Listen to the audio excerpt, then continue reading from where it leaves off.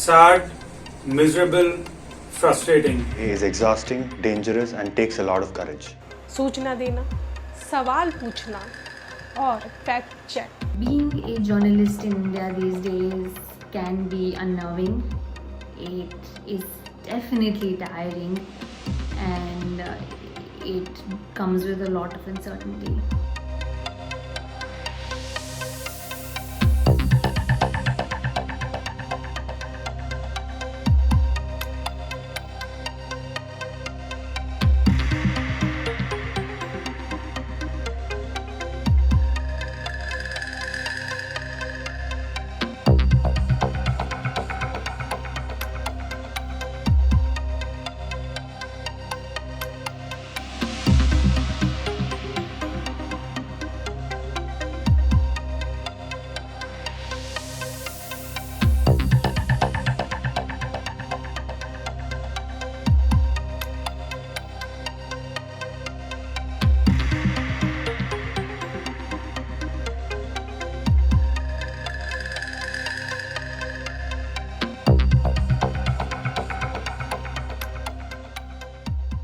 I've loved journalism no end.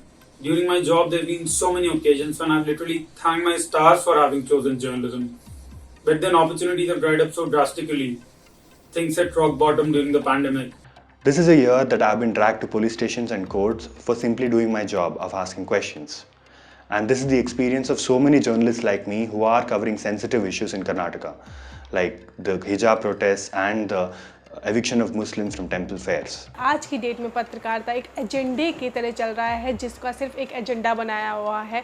Political parties हो या किसी भी तरह की जो विचारधारा हैं, अलग अलग तरह की विचारधारा हैं, उसमें कई अलग अलग तरह के एजेंडे चलाए जा रहे हैं और ऐसे में नुकसान हो रहा है उस आम इंसान का जिसकी आवाज़ पहुंचती नहीं है, जिसकी आवाज़, जिसके मुद्दे सामने नहीं आ पाते हैं। The exhaustion comes from just not knowing what the next day will look like, in that when you can end up becoming the news story that you are supposed to be covering, and that really is scary because you really try your level best to stay clear-headed, stay focused on the story, on the news, and there's so much happening in the country at all given points.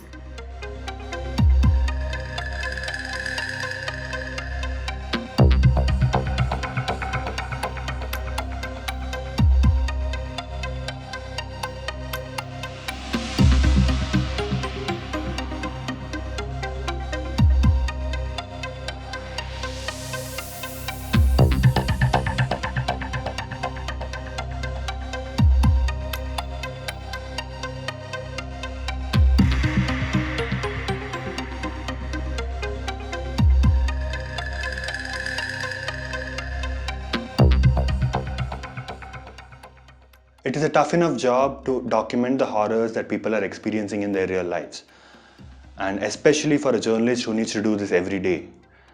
And we do this because we hope that the stories that we tell do not fade into oblivion, and by telling them that people can reflect on what's happening really in the country today. आज जो सवाल पूछता है वो कटघरे के पीछे होता है, क्योंकि आज जो सही इन्फॉर्मेशन देता है वो कटघरे के पीछे होता है। तो ऐसे में किस तरह से जो है सही इन्फॉर्मेशन लाना भी, सही जो है सूचना देना, सही सच कहना भी अपने आप में एक बहुत बड़ा चैलेंज हो गया है और इस तरह के चैलेंज हम लोग लगातार उठा रहे हैं। जर्नलिज्म करना बहुत आसान नहीं है, तो उसको ही हम लोग लगातार करने की कोशिश कर रहे हैं। When something like Sully Deals or Bully Bhai, which was like Sully Deals 2.0 happened, where a bunch of Muslim women were auctioned online, including many journalists, it really sends a shiver down your spine because technically it is a cybercrime, and so it is happening in the online world,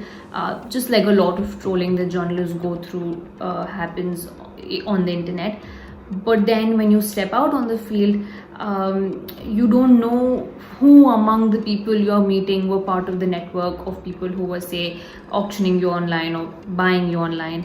I remember when Bully Bhai happened, days later I had to head to the field to cover the Uttar Pradesh elections, and while I was on ground, I remember this one person just walked up to me and said that, "Hey, aap to wo hai na?" And immediately my first instinct was, "Oh no!" I flinched because I felt he could have been one of the people who was either selling or buying me online, or saw those screenshots circulating. Thankfully, that wasn't the case. Thankfully, he was a well-wisher.